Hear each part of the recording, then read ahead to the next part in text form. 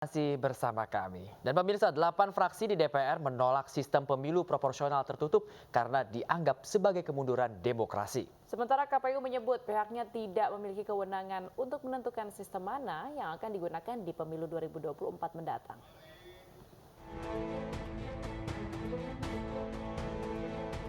Delapan fraksi partai politik di DPR RI kembali menegaskan sikap bersama menolak sistem pemilu proporsional tertutup.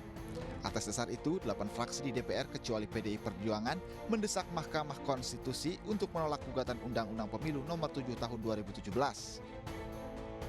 Ketua Komisi 2 DPR RI Ahmad Doli Kurnia meminta MK konsisten dengan putusan MK tanggal 23 Desember 2008 dengan mempertahankan pasal 168 ayat 2 Undang-Undang Pemilu sebagai wujud menjaga demokrasi. Sebelumnya pada 8 Januari lalu, pimpinan dari 8 partai politik tegas menolak sistem pemilu proporsional tertutup atau coblos partai. Sistem pemilu proporsional tertutup dianggap kemunduran demokrasi.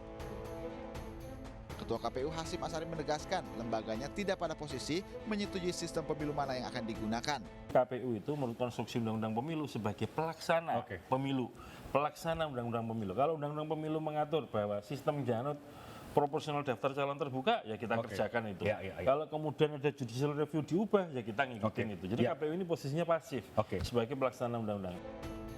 Dalam sistem proporsional tertutup, pemilih hanya dapat memilih partai politik dan bukan kandidat calon legislatif secara perseorangan. Dengan demikian, maka parpol memiliki hak untuk menentukan calon yang diusung dan berpotensi lolos ke parlemen. Sejumlah parpol baik yang saat ini memiliki kursi di DPR maupun non-parlemen menolak sistem ini.